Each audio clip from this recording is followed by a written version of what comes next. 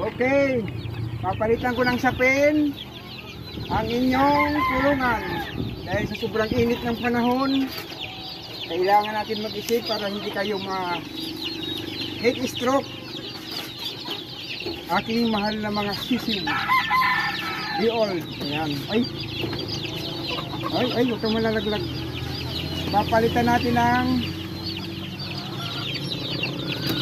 sapin. Ayan. Ito mga met, ito po ay balat po ng puno ng saging. Dahil sa sobrang init po, dito po sa lugar ko, dahil backyard breeder lang po ako, masikip yung lugar namin, lugar ko. Kaya ito po, sobrang init ng panahon ngayon. Ito, di all check. Ang nilalagay ko po, ito po yung balat ng puno ng saging. Para po, kahit sobrang init ng panahon, ay malaking tulong po ito sa mga alaga nating sisiw. Ayan po siya, oh. Kinuha ko doon sa hinarvest kong saging, yung puno, naisip kong ilagay po ito sa kanilang kulungan. Ayan. Kasi yung moisture po nito, may konting gatas na may tubig ito. Ayan.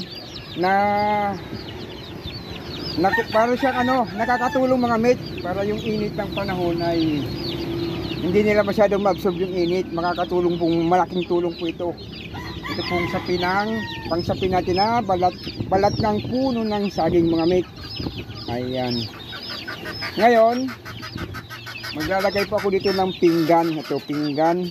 At bibigyan po natin sila ng pagkain mga mate. Ayan, sandali lang.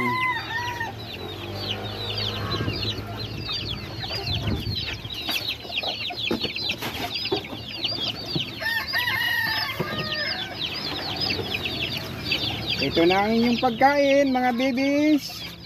Huwag na kayong iiyak. Galing sa paghanap buhay ang inyong Manoy Edgar.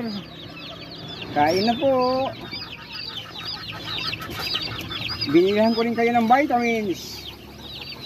Palitan natin ang inumin nyo ng sariwang tubig.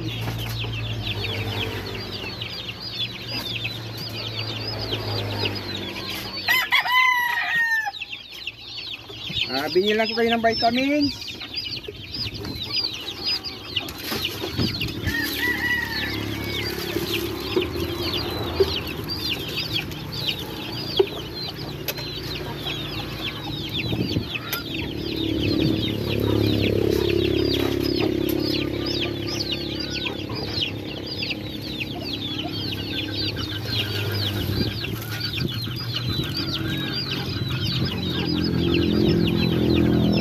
Bago natin mga mate, para po sa ating mga baguhan na magmamano, pag maglalagay po tayo ng inumin nila, ay kailangan po,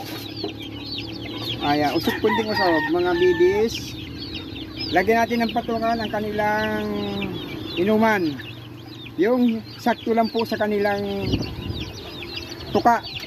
Kasi pag masyadong nakababa ng husto itong inuman nila, madudumihan nila, maiiputan or malulunod sila kasi baby pa sila, di old pa lang sila eh.